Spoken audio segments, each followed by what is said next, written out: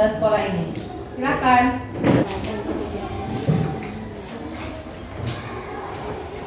Teman-teman, sebelum kita memulai pembelajaran hari ini, mari kita berdoa bersama-sama menurut agama dan kepercayaan kita masing-masing. Berdoa dimulai. Berdoa selesai. Spensa. Belajar bersama, mari semua. Siapa kita? Spensa. Apa maksud kita? Disiplin adalah nafasku, belajar rajin dan belajar setelah bersih dan sadar bersamaku. Tepuk pelima. Proyek pembuatan profil pelajar Pancasila. Ketua kelas sepertinya semua hadir ya, karena bangkunya semua terisi ya.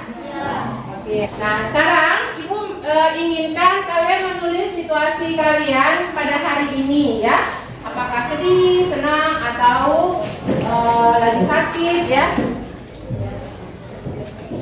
Silakan digambarkan ya dengan menggunakan emulsion. Kalau tidak bisa gambar, boleh tulis dengan kata-kata.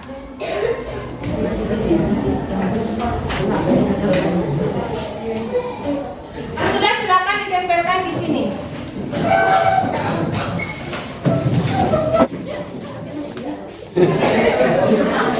Di sini ya, ada yang baik, ada yang senang, ada yang bahagia ya.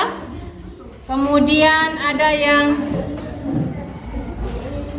sangat senang ya.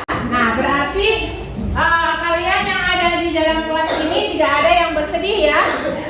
Semua senang. Nah berarti di sini kita akan belajar dengan hati yang senang dan gembira. Oke, baik anak-anak, kalian sudah belajar materi yang Ibu kirim di Google Classroom? Sudah. Alhamdulillah. Kalau begitu Ibu mau tanya, hari ini kita belajar apa ya? Makanan dan sistem pencernaan. Ya. Nah, tujuan kita pada hari ini adalah peserta didik dapat memahami bahwa makanan sangat memengaruhi kesehatan manusia. Baik, kita akan mulai dengan yang pertama, yaitu kamu adalah yang kamu makan. Ada yang bisa menjelaskan ke Ibu makna dari kalimat kamu adalah yang kamu makan? Ya, silakan Halim. Jadi maksud dari kamu adalah yang kamu makan adalah maksudnya adalah sesuatu yang kalian makan itu akan memberikan efek kepada tubuh kalian. Jika kalian memakan makanan yang bersifat sehat, tubuh kalian akan juga sehat. Tapi jika kalian makan makanan yang tidak baik atau tidak sehat, itu akan memperburuk kondisi tubuh. Oke, terima kasih Halim. Oke, kalau begitu kita tepuk tangan buat Halim. Nah, sekarang perhatikan gambar yang ada pada layar. Di sini coba kalian pilih makanan-makanan yang ada pada gambar ini. Pilih ya, pilih makanan apa yang kamu sering makan begitu. Bisa pilih 2, 3, atau semua juga tidak apa-apa. Siapa yang mau memilih makanan mana yang dia makan? Angkat tangan ya. Coba silakan Halim. Halim memilih makanan yang mana pada gambar itu? B dan C. B dan C. C. Oke. Ada lagi? Silakan gambar A, gorengan. Ada lagi? Ya. Gambar D. Gambar D, gado-gado. Ada lagi?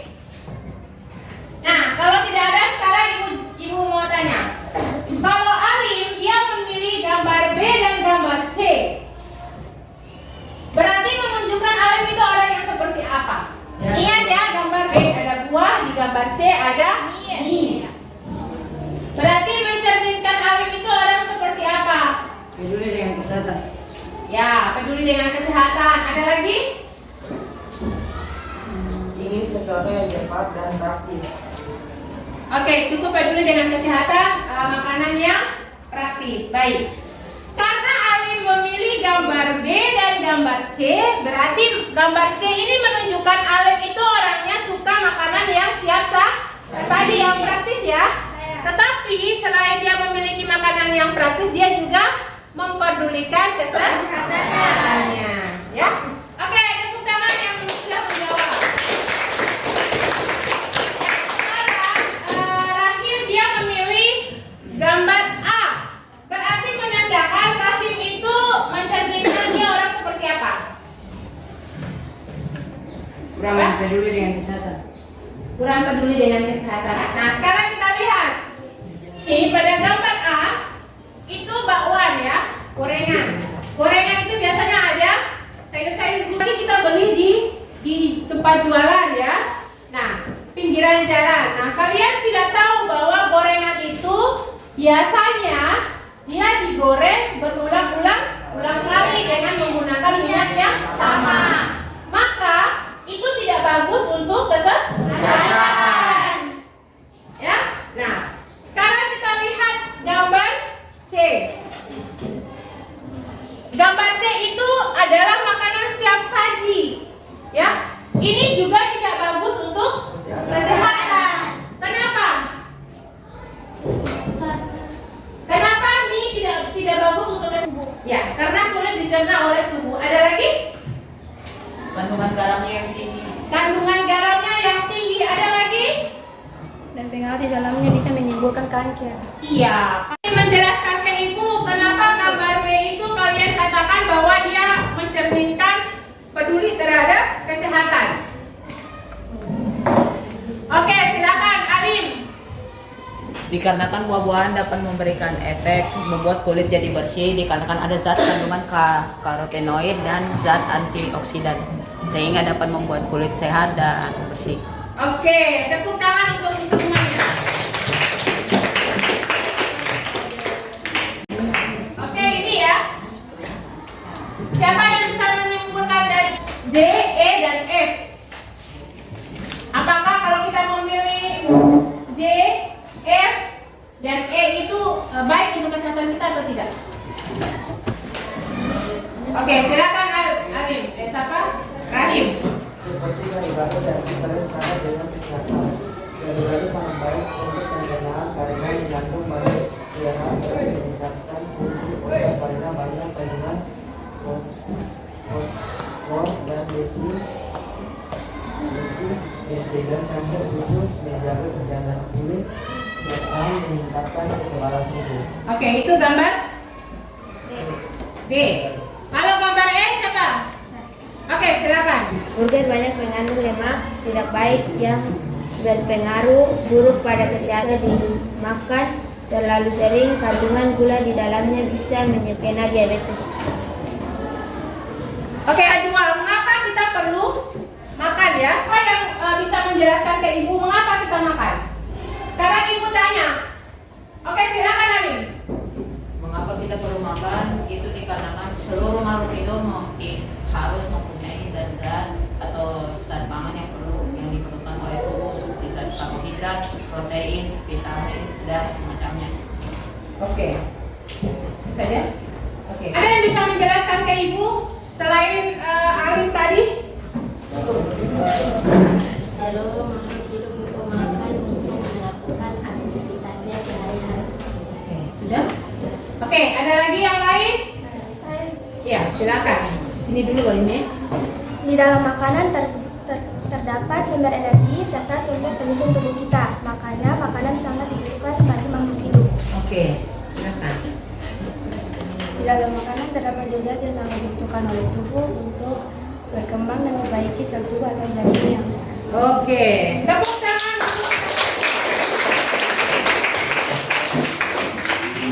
Ya, jadi di dalam makanan itu terkandung zat-zat yang sangat dibutuhkan tubuh untuk berkembang dan memperbaiki sel tubuh atau jaringan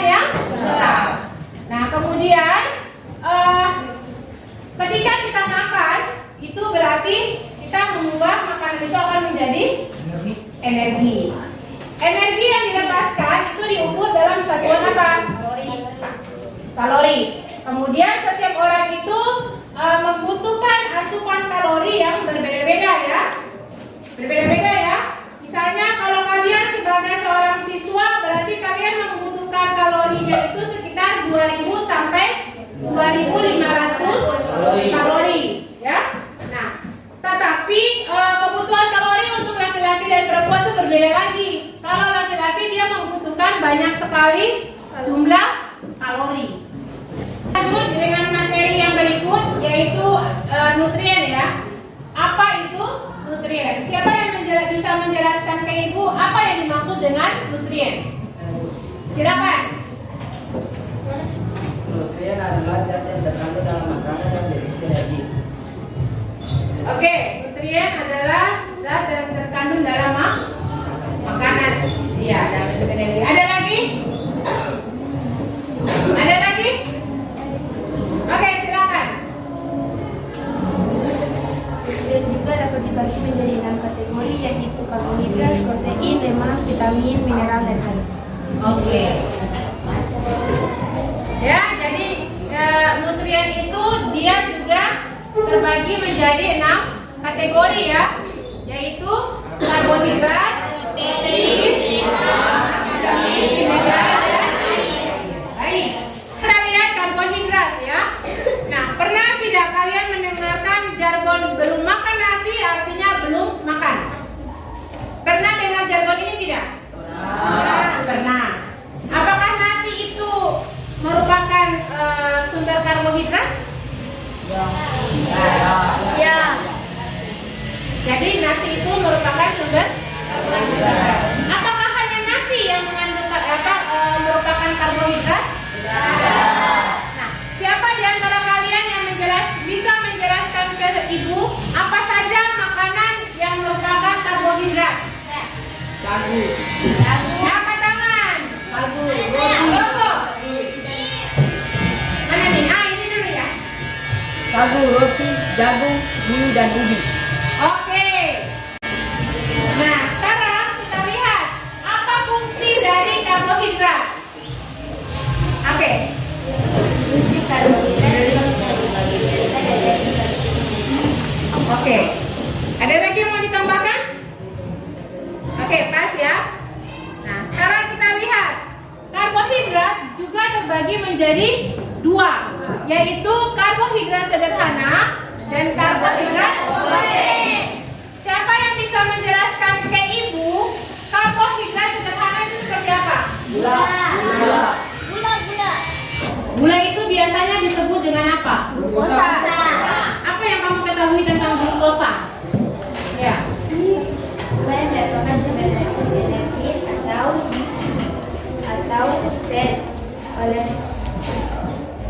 atau yang dibutuhkan oleh sel tubuh. Oke. Nah, sekarang kita lihat lagi tentang karbohidrat kompleks. Apa yang kamu ketahui tentang karbohidrat kompleks? Rantai panjang molekul. Rantai panjang molekul gula. Rantai panjang molekul Gula. Baik. Siapa lagi yang bisa menyebutkan contoh daripada karbohidrat kompleks? Coba kamu Vinola. Dalam pati, nasi, jagung, sagu, ubi dan roti. Oke. Jadi contoh daripada karbohidrat kompleks itu apa? Pertama ada apa? Pati, kemudian nasi, ada gula, ada ubi, ada roti, ya. Jagung. Sekarang kita lanjut dengan protein. Apa yang kamu ketahui tentang protein? Oke, silakan. Protein disebut sebagai nutrien yang berfungsi untuk membangun tubuh atau membentuk struktur tubuh. Oke, terima kasih. Apa yang bisa menjelaskan ke ibu makanan-makanan apa saja yang mengandung protein? Silakan Adit. Protein berasal dari telur, daging merah, dari beberapa tumbuhan dan ikan. Oke. Sekarang kita lanjut dengan lemak ya. Apa yang terlintas di kepala kalian ketika mendengar kata lemak? Bisa buruk, bisa baik. Bisa buruk, bisa baik. Nah, ini mengapa kamu bilang bahwa lemak itu kalau kita mendengarkan berarti kita berkonotasi buruk dan baik. Nah, kalau berkonotasi buruk seperti apa? Lemak adalah salah satu penyebab utama terjadi salah satu penyakit paling mematikan di dunia, yaitu obesitas atau kelebihan berat badan. Iya. Baik, terima kasih Alim. Apa fungsi daripada lemak itu?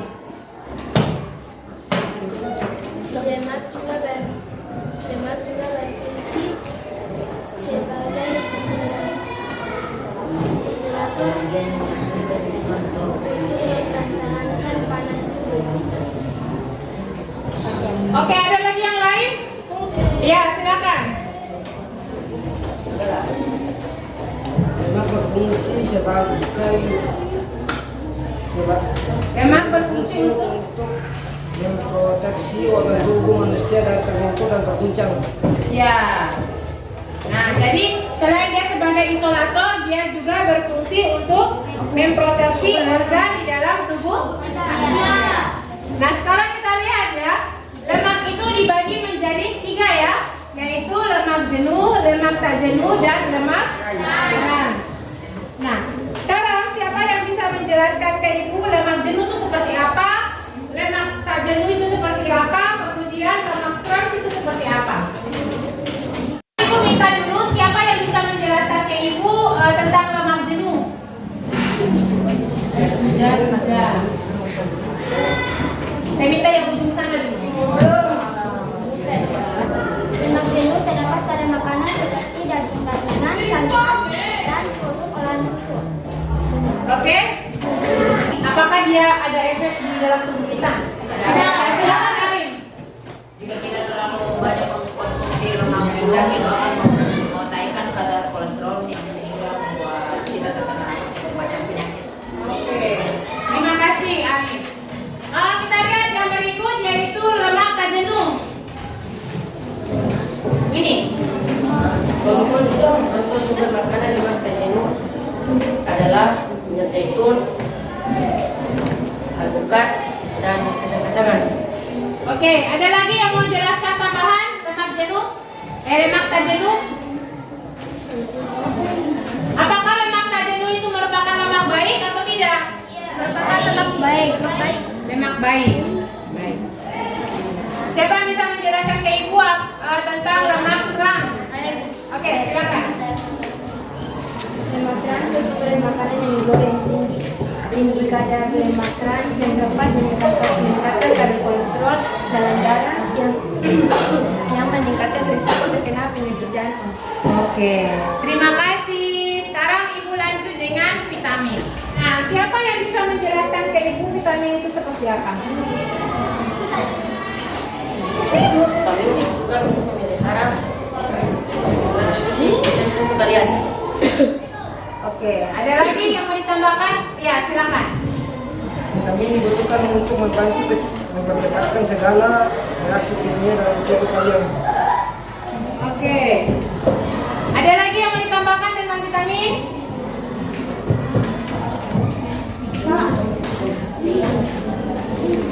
Vitamin dibagi menjadi 2, yaitu vitamin yang larut dalam lemak dan vitamin yang larut dalam air. Oke. Tadi kan sudah dijelaskan bahwa vitamin itu terbagi atas 2 ya, yaitu vitamin yang bisa larut dalam air, dalam lemak, dan vitamin yang tidak bisa larut dalam air. Nah, siapa yang bisa menjelaskan ke Ibu vitamin yang larut dalam lemak itu seperti apa? Ya, silakan Alim. Contoh-contoh vitamin yang dapat larut dalam lemak adalah vitamin A, D, E, dan vitamin K. Oke. Kenapa kamu bilang vitamin yang bisa larut pada lemak itu hanya vitamin A, vitamin D, vitamin E, dan vitamin K? Dikarenakan beberapa vitamin lain itu bersifatnya akan berlarut dalam air dan akan terbuang melewati urin. Berbeda dengan vitamin yang larut dalam lemak yang jika didiam akan tersimpan di dalam jaringan lemak manusia. Oke, terima kasih Alim. Oke, siapa lagi yang bisa menjelaskan ke Ibu vitamin yang larut dalam air? Ya, silakan. Contoh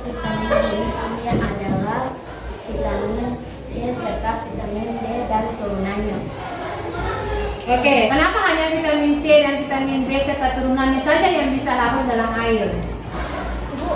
Ya. Vitamin ini dapat larut dalam air karena tidak disimpan oleh tubuh. Oke, terima kasih kalian sudah menguasai materi yang kalian pelajari di Google Classroom. Nah, sekarang Ibu minta silakan kalian bentuk kelompok. Satu kelompok terdiri dari 4 orang. Silakan kalian memilih anggotanya dan membuat kelompok. Kita akan mengerjakan tugas pada aktivitas 2.1 dan 2.2. Oke, silakan bentuk kelompok. Cari pasangan kelompoknya. Atau ibu yang pilih. Ibu yang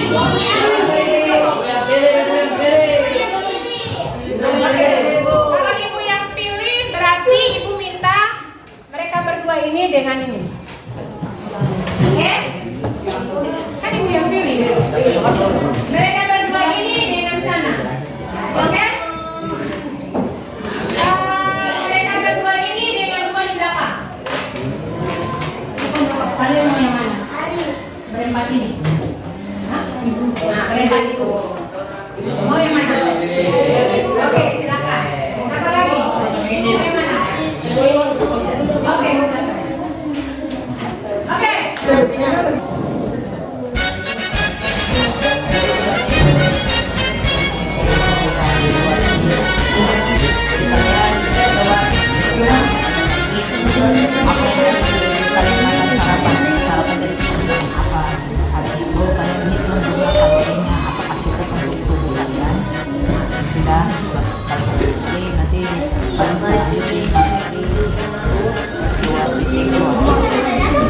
Jadi sesuai dengan penjelasannya, nanti kalian cari vitamin yang bersifat larut dalam lemak.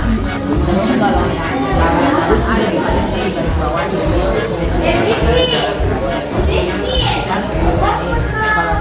kalau lemak meningkat.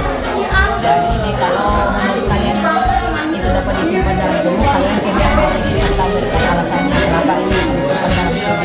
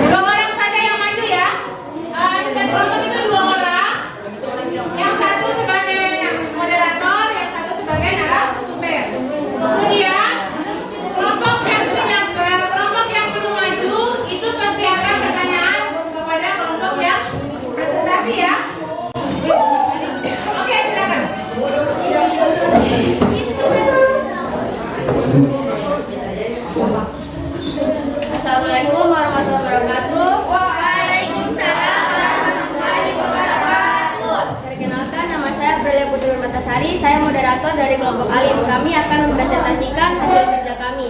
Saya akan mempersilahkan pembaca materi yaitu Muhammad Alim Rifai untuk membaca materi yang akan kami presentasikan. Assalamualaikum warahmatullahi wabarakatuh. Waalaikumsalam warahmatullahi wabarakatuh. presentasikan hasil tugas kelompok saya. Oke, dimulai pada aktivitas 2.1. Hitunglah jumlah kalori pada sarapan tadi. Apakah itu sudah cukup pada tubuh kalian? Oke, saya mewakilkan untuk kelompok saya. Saya tadi pagi sarapan sekitar nasi sekitar 100 gram. Saya mendapat sekitar 130 kalori. Zat-zat yang terdapat pada nasi contohnya adalah karbohidrat. Habis itu saya memakan telur dadar sekitar 1 gram juga dengan jumlah kalori 153,7 kalori. Ditambah saya juga sedikit minum susu segelas dengan jumlah kalori sekitar 120 kalori. Oke, lanjut pada aktivitas 2.2. Pada aktivitas 2.2 kali ini kita harus melingkari dan menggarisbawahi vitamin mana yang larut lemak dan larut air, serta berikan tanda centang apakah vitamin tersebut bisa disimpan dalam tubuh. Oke, mulai dari pertama, vitamin A. Vitamin A dapat didapat di produk olahan susu, hati, sayuran, dan buah-buahan. Fungsinya adalah memelihara kesehatan kulit, tulang, gigi, dan rambut, dan membantu penglihatan. Apakah bisa disimpan dalam tubuh? Jawabannya bisa. Vitamin A larut lemak dan akan tersimpan di jaringan hati dan jaringan lemak. Oke, lanjut kedua, vitamin B2 atau riboflavin. Riboflavin bisa didapat pada produk olahan susu, sayur hijau, atau produk dari gandum. Fungsinya untuk membantu pertumbuhan secara normal. Apakah bisa disimpan di dalam tubuh? Bisa. Tubuh menyerap vitamin B2 dengan dosis hanya 27 mg dengan menyimpannya pada hati. Yang ketiga, vitamin B3 atau niacin. Vitamin B3 atau niacin bisa didapat pada kacang-kacangan atau produk daging. Fungsinya untuk membantu pelepasan energi. Apakah ini bisa disimpan dalam tubuh? Jawabannya tidak. Kenapa tidak? Dikarenakan vitamin B3 bersifat larut air sehingga tidak bisa disimpan di dalam tubuh. Oke, yang keempat, vitamin B12. Vitamin B12 bisa didapat di bawang merah, ikan, ayam atau sejenis unggas serta olahan susu dan telur. Fungsinya adalah menerima sistem saraf, membentukkan sel darah merah. Apakah bisa disimpan dalam tubuh? Bisa. Vitamin B12 akan disimpan dalam hati dengan jumlah yang sangat besar. Oke, habis itu lanjut ke 5, vitamin C. Vitamin C bisa didapat pada buah jeruk, tomat, kentang, dan sayur hijau. Fungsinya adalah membantu pembentukan jaringan, melawan infeksi, memelihara sistem kekebalan tubuh. Apakah bisa disimpan dalam tubuh? Jawabannya tidak. Vitamin C bersifat larut air sehingga tidak bisa disimpan dalam tubuh. Keenam, ada vitamin D. Vitamin D bisa didapat di ikan, telur, hati, serta sinar matahari. Fungsinya adalah memelihara kesehatan gigi dan tulang. Vitamin D, apakah bisa disimpan dalam tubuh? Jawabannya bisa, karena vitamin D bersifat larut lemak sehingga bisa disimpan dalam jaringan lemak atau jaringan tubuh. Oke, ke-7, vitamin E. Vitamin E bisa didapat pada minyak sayur, margarin, produk gandum, dan sayur-sayuran. Fungsinya adalah membantu memelihara sel darah merah. Apakah bisa disimpan di dalam tubuh? Jawabannya masih bisa ya, karena vitamin E bersifat larut lemak sehingga dapat disimpan dalam tubuh. Dan yang terakhir atau yang ke-8, vitamin K. Vitamin K bisa didapat pada sayur hijau, susu, dan hati. Fungsinya adalah membantu pembekuan darah dan membantu pembentukan tulang. Vitamin K bisa disimpan. Jawabannya bisa disimpan dalam tubuh. Vitamin K bersifat larut lemak juga yang dapat bisa disimpan di saluran. Disimpan pada jaringan lemak. Oke. Hasil presentasi kami kepada teman-teman, apakah ada pertanyaan? Ada. Oke, silakan. Terima kasih atas kesempatan yang diberikan kepada dan saya. Apakah makanan yang kalian makan pagi ini kalorinya adalah yang dibutuhkan sekitar 320 kalori?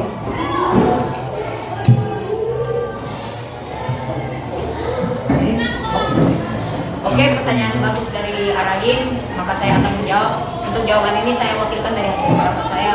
Menurut saya ini sudah cukup karena jika rata-ratanya 320 kalori, saya mengonsumsi sampai sekitar 435 kalori yang berasal dari 100 gram nasi, telur 100 gram telur dadar, dan 1 gelas susu.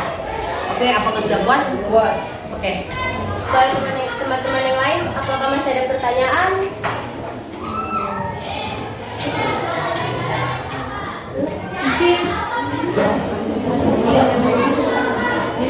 Jika sudah tidak ada pertanyaan, kami perwakilan dari kelompok alim ingin pamit undur diri. Wassalamualaikum warahmatullahi wabarakatuh.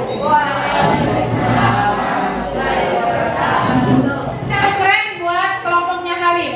1, 2, 3. Keren.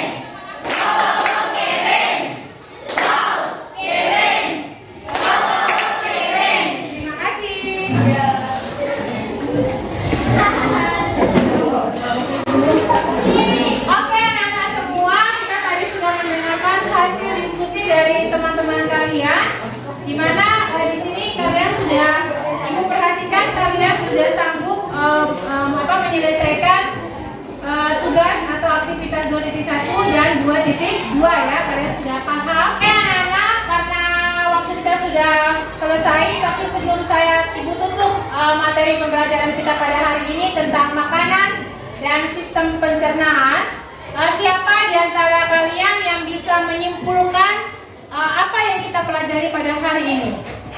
Oke, silakan Alim.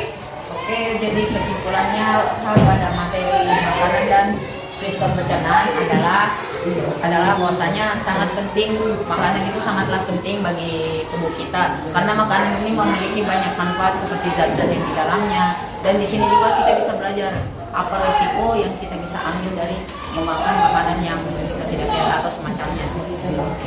Ada lagi? Oke, terima kasih Alim. Kita tepuk tangan. Ada lagi yang mau menyimpulkan? Ya, silakan Cici. Makanan yang kita makan mencerminkan. Oke, makanan yang kita makan mencerminkan diri kita. Tangan buat Cici. Masih ada lagi? Oke, silakan Rahim.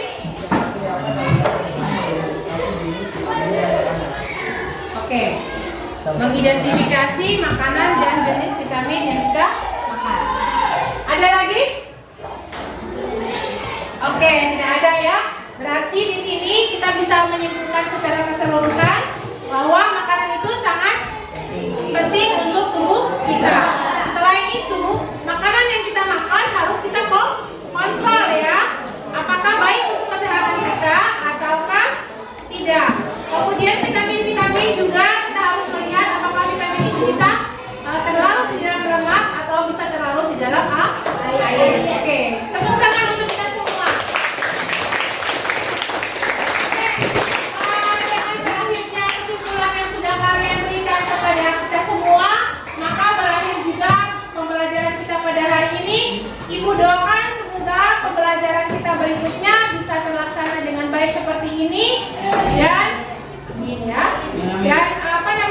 untuk materi berikutnya Ibu akan share di Google Classroom. Silakan nanti kalian kunjungi Classroom untuk mempelajari materi pada pertemuan berikut. Dengan demikian Ibu ucapkan